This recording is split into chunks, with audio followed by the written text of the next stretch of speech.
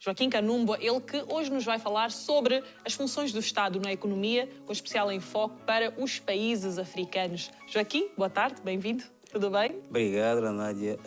Estou feliz e grato pelo convite, mais uma vez. E falarmos das funções do Estado na economia é muito importante, porque estamos a olhar para uma sociedade, né, africana que tem um certo nível de literacia assim, a gatinhar, e é importante que nos esclarecemos... Leve, não é? Exatamente. Precisamos esclarecer tanto as pessoas, né, quais são, de facto, as funções do governo e também o que nós, enquanto população, podemos fazer para que o governo trabalhe conforme os nossos propósitos. Exatamente. Também sou muito feliz e grata por tu estares aqui e nos trazeres sempre este conhecimento. Como falaste bem, a questão da educação em África, no geral, falando um bocadinho também, em particular, da Angola, que é do nosso conhecimento, se calhar com maior propriedade, também ainda temos muitos desafios a esse nível. Então, termos um espaço aqui no Bem-vindos, onde temos esta aula de economia muito bem explicadinha e detalhada pelo Joaquim, vamos todos agradecer, se faz favor. Eu fico feliz pelo elogio. É verdade, Joaquim, é verdade. E muitos de nós, se calhar, são coisas que aprendemos na escola não sei quantos anos atrás e nem sequer e reviver essa matéria é sempre muito importante. Sim, exatamente. Alguns vão refrescar os conhecimentos, outros vão aprender de novo. Outros vão aprender de novo, outros se calhar aprenderam, eu nunca aprendi, mas portanto, é bom. É importante, sim, termos aqui essa questão. Mas antes, eu gostava, a nível de conceitos, né, o que é Estado, o que é exatamente, governo. eu também tenho muito essa dúvida. Porque, sim, mas às vezes, no final do dia, acaba por ser a mesma coisa. Porque, agora vejamos, o Estado é um conjunto de instituições administrativas e políticas. Por exemplo, os tribunais, a Assembleia Nacional, as repartições administrativas, as Forças Armadas, a Polícia Nacional, fazem parte do Estado. São instituições... Sociedade civil, não? Não, porque as pessoas, se nós incluirmos as pessoas, estaremos a falar de nação. Okay. Nação que inclui as pessoas. Portanto, sem as pessoas, vai ser simplesmente Estado, que é instituições políticas, instituições administrativas. Por exemplo, quando eu vou à repartição fiscal, tratar um documento, estou a lidar com o Estado. Já o governo, portanto, é um conjunto de pessoas que dirigem um país, né? Claro. Os governos são transitáveis. Por exemplo, hoje o governo é o partido X, amanhã é o partido das bananas. Portanto, o governo é o partido que governa um país e o Estado é aquele alicerce que não muda, né? Portanto, todos os governos vão passar no mesmo país, nas mesmas instituições. Agora, o governo vai funcionar bem ou mal em função do partido que estiver ali, o partido que é o governo. Se olhamos aqui para esta imagem que eu desenhei aqui para partilhar connosco, com todos nós, portanto, em relação às funções do governo. As funções do governo são, como eu estava a dizer, né? Portanto, no fim do dia, acaba por ser o governo e o Estado acaba por ser a mesma coisa. Porque, apesar do Estado, né, ser a estrutura básica, quem dirige tudo é o governo. Portanto, se esse governo estiver a trabalhar bem ou mal, portanto, é o Estado que estamos a falar. Portanto, no fim do dia é a mesma coisa, quando falamos do governo e Estado. Mas, se olhamos para essa estrutura, precisamos perceber que as funções do governo são como se fossem uma escada de prioridades, né? Porque aqui tem muitas funções, mas a nível de prioridades, primeiro o governo tem que trabalhar a nível de segurança. Segurança é paz no país, paz no continente. E a nível da África, por exemplo, ainda há países que estão em guerra, por exemplo, a Serra Leoa, a República Centro-Africana, o norte de Moçambique. A Angola tem também algumas questões políticas por se resolver. Portanto, a nível de segurança, também temos problema de acertarmos. E não se pode falar de desenvolvimento econômico sem antes resolver o problema da segurança. Segurança também é quando, na minha cidade, eu consigo andar à vontade, consigo fazer uma selfie com o iPhone 7, por exemplo, né? Ou o iPhone 13 agora. Se eu estou num bairro em que não posso circular com o telemóvel na mão, portanto, estamos numa situação preocupante. Claro.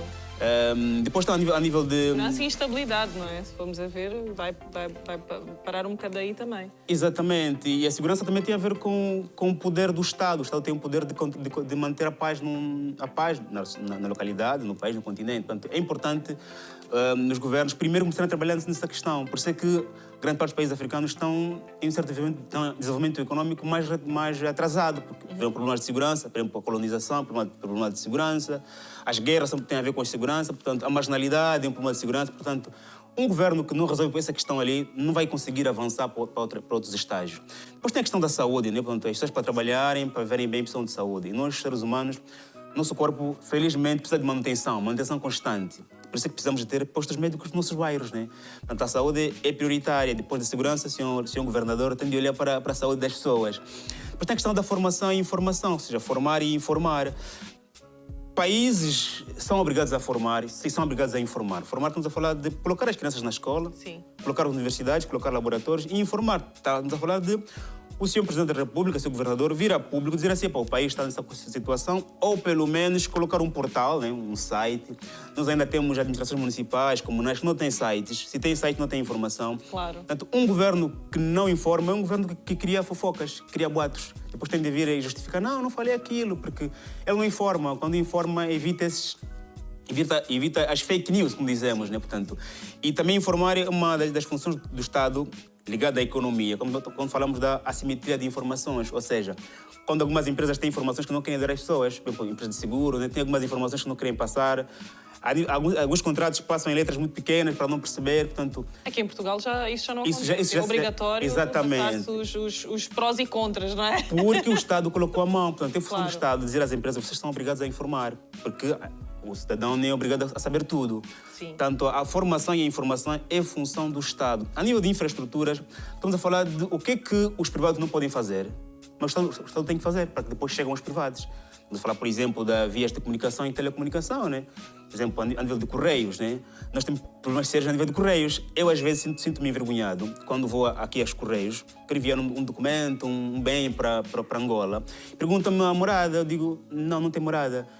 Como é que não tem morada, meu senhor? Eu tenho que dizer que tem que enviar para a Estação Central dos Correios, depois telefona para meus familiares. É uma vergonha nossa aqui, né? É uma vergonha que nós transformamos para cá, porque hoje, século XXI, 2021, não termos questão de Correios. E os Correios é uma coisa que deve ser feita pelo Estado. Claro. Mas já tivemos outrora, não é?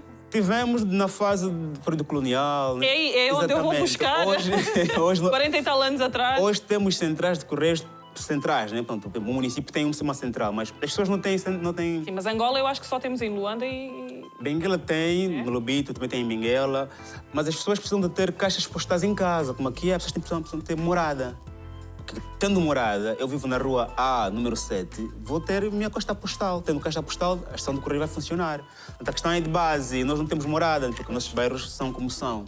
Depois, a nível O GPS também é muito boca a boca, não é? Exatamente. É lindo aquilo, as indicações. Exato, por isso é que... Faz muita confusão a quem vem de lá para cá e vê que o GPS é que fala aqui. Não é? Exatamente, por isso é que se eu quiser da minha morada Nádia em Angola, vou ter que dizer... É complicado, mais próximo do... Sim. É complicado. Nós nos conhecemos, nós sabemos como é que funciona. Nos adebramos para dar uma morada. Depois também tem a nível de telecomunicações, de energia, de água, ou seja, são coisas que...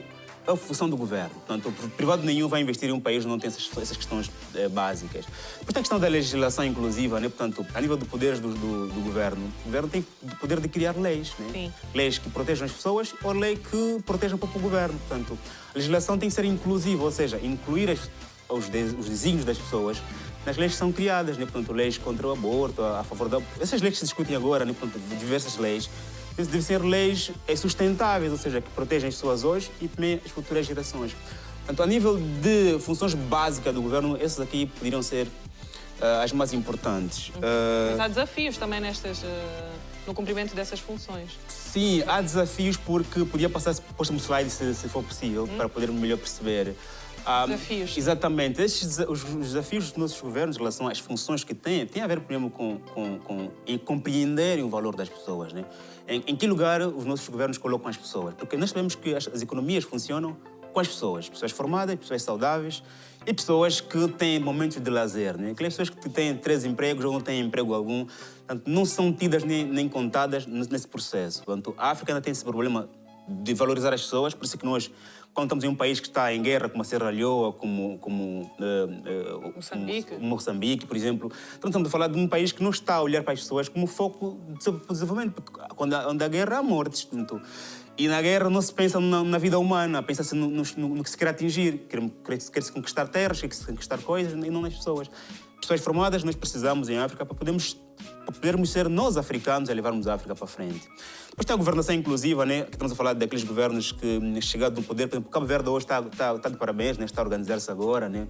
Terminaram eleições em Cabo Verde, está um novo governo agora a organizar. É a função deste novo governo incluir as pessoas de diversas ideologias políticas no próprio governo, porque faz-se governo com pessoas que pensam diferente. Diferente, exatamente. Porque se você só quer pessoas que pensam como você, é complicado. Não há desenvolvimento, né? Não é? É complicado. Pessoas que pensam diferente também têm ideias diferentes. Ideias diferentes. Tem que haver discussão lá no Parlamento. As pessoas não podem adormecer no Parlamento. Exatamente, portanto, como é que vai haver discussão se nós pensamos igual? Claro, portanto, é uma monotonia e nós precisamos estar dispostos a viver e conviver com ideias diferentes, com pessoas que pensam diferentes, até porque aceitar a ideia de quem pensa diferente também é concordar. Eu concordo contigo porque você pensa diferente. Essa teoria, essa ideia que nós precisamos também incutir em nós, né? Depois tem a afirmação internacional, né? Esse também é um grande desafio, porque nós precisamos pensar grande, né? Para ser grande, precisas fazer coisas grandes.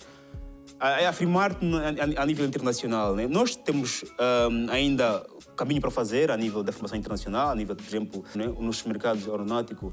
As companhias aéreas que atuam em África, a sua maioria são estrangeiras, portanto, os nossos aviões precisam e dependem de importação de matéria externa também, portanto, fazer coisas grandes, como, por exemplo, a criação de um espaço ou de internet só para a África, até chamaríamos de intranet, ou seja, uma internet que é só para nós, né? Porque nós estamos agora a ver o Facebook a querer implementar...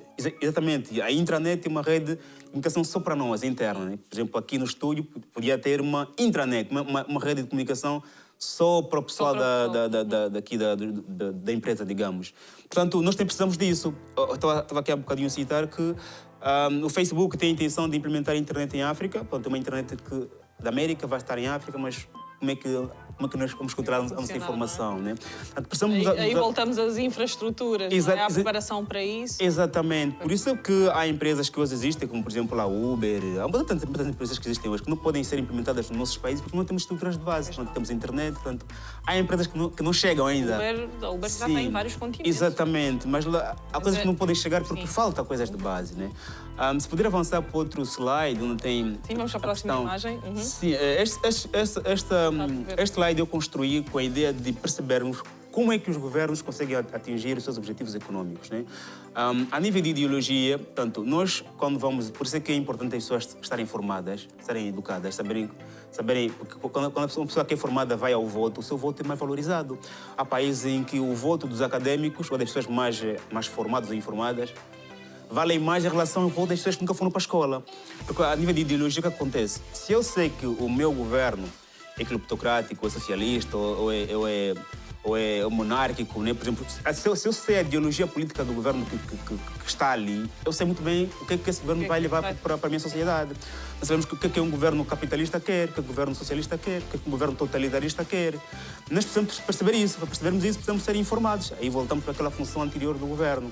Isso que a nível de ideologia é importante percebermos, né? Por exemplo, os cabo-verdianos agora têm que perceber qual é a ideologia do MPD, acho que é esse partido que foi agora para o governo, né? Portanto, nós, angolanos, qual é a ideologia do partido que está a nos governar, né? E cada um olhar para o seu país, para o seu governo e dizer assim, qual é a ideologia deles, o que eles pensam. E essas ideologias estão todas desenhadas, aí estão todas escritas e nós precisamos ir atrás da informação. A nível dos poderes, estava a dizer que as pessoas poderosas, né? As pessoas boas, quando nós damos poder, né? Fazem coisas boas com poder. As pessoas más, quando as damos poder, fazem coisas menos boas com poder. O que são poderes do Estado?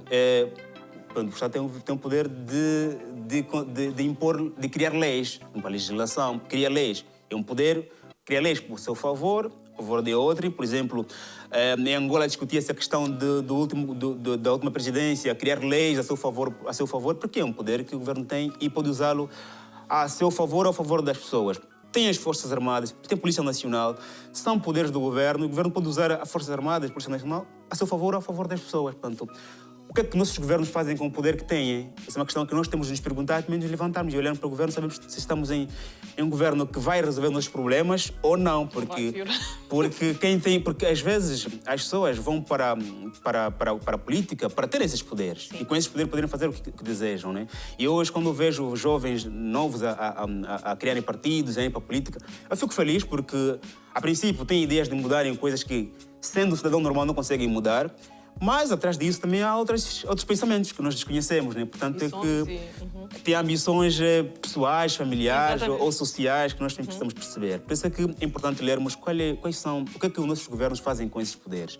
A nível de deveres, o governo tem um dever de... Ou seja, nós, cidadãos, somos todos filhos do governo, né? Por isso é que eu não posso matar o meu filho porque o meu filho não é meu filho.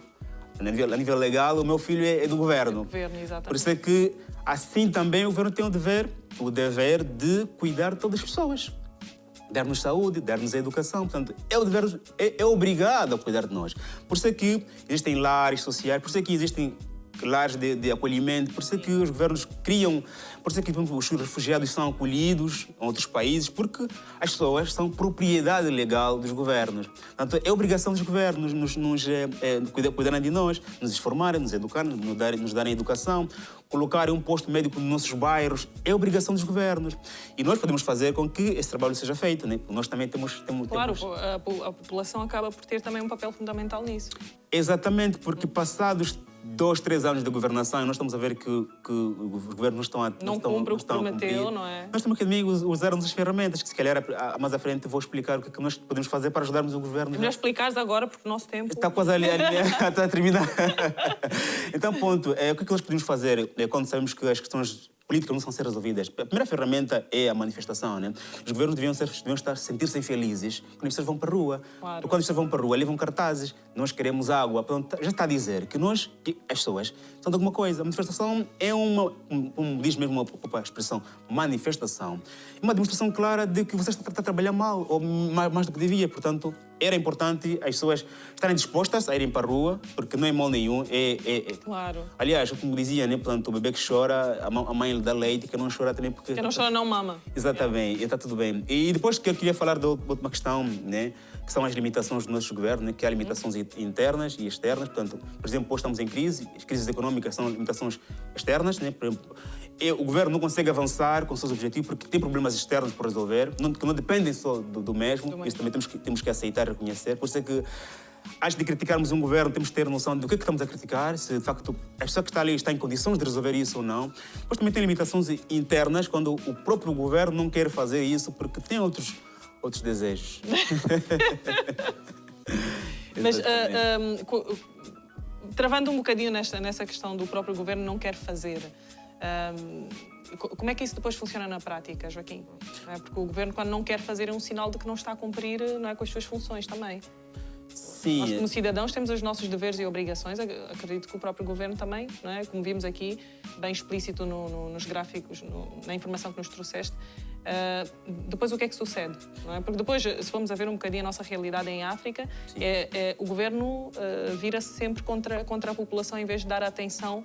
Vira-se sempre, não, mas pelo menos na maior parte das vezes, e somos um bocadinho para o nosso próprio país, não é? A situação é triste a cada vez que há uma manifestação contra a má governação, a gestão dos nossos direitos. Depois, como é que isso funciona na prática? Não é? A quem é que cabe a responsabilidade depois de... Há questões que, por exemplo, o governo tem poderes que o povo não tem. Né? O governo tem Forças Armadas, tem Polícia Nacional. Isso o povo não tem. O povo tem voz de ir para a rua e gritar. Mas o governo pode reprimir com essas forças. Por isso é que nós, antes de elegermos... As manifestações também são um direito, não é? Sim, mas nós não temos o poder de termos forças de segurança. Nós não temos isso. Né? Não há uma legislação... Exatamente. E não se pode ter exército. Só os governos podem ter exército. Nós já vimos, né? O caso de legislações... Pronto, não queres ir por aí, mas tem que falar vimos na América, né? Manifestações pacíficas, inclusive. Mas também vimos na América... A América é um dos países mais democráticos do mundo. E nós vimos pessoas a invadirem a Assembleia, né? São casos extremos que nós aqui não queremos avançar, mas também nunca chegamos aí. Tudo começa quando aceitamos, né, de que os governos vão para o pódio em função do nosso voto. Quando o governo é eleito por eleição, que é questão normal, né? Quando o governo foi parar ali porque nós o elegemos, ok?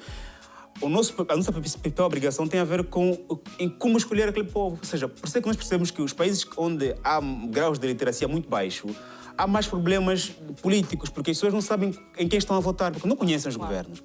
Mas essas questões, quando as pessoas vão, gritam, não são atendidas, há coisas que as pessoas não podem fazer, porque senão estaríamos a radicalizar a situação, porque surgem crises políticas muito fortes.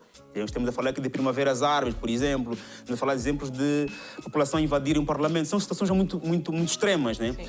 O que devia acontecer é o próprio governo reconhecer que o diálogo é a ferramenta principal para resolver qualquer problema. Porque se o povo está a reclamar, deve ser ouvido, deve ser resolvido. E o governo, como falamos no programa anterior, permanece no poder em função dos seus resultados. Quanto mais coisas boas fizeres, mais ficas no poder. Sim. Portanto, não é todo bom nós, para o governo, para a população. A população deve sempre ir para a rua, é sempre bom. E para o governo deve ter a flexibilidade de aceitar as críticas, porque quem é líder, quem é uma forma do povo ajudar, não é? Exatamente, está a ser... Olha, se calhar estão distraídos neste assunto. Estamos a passar mal aqui, é possível agilizar. Os governos muitas vezes são centralizados. O Presidente da República, às vezes, não tem noção do que está acontecendo no último município. Quando as pessoas vêm para a rua, estão-nos a dar a oportunidade de saber o que está a acontecer. Por isso é que também é importante nós termos plataformas de comunicação externa. Por exemplo, hoje as redes sociais vieram para nos ajudar também, para que possamos difundir essas informações. Manifestações, nós filmamos e postamos. E se calhar chega a quem deve fazer alguma coisa. Porque a governação, quando há repressão, a repressão começa nas casas, nos bairros, nas zonas. E isso depois chega lá para cima. Quando nós gritamos muito alto, gritar alto é quando partilhamos essas informações, temos centros de comunicação e informação externas, porque agora vejamos, os governos também têm outro poder de controlar as ações de comunicação.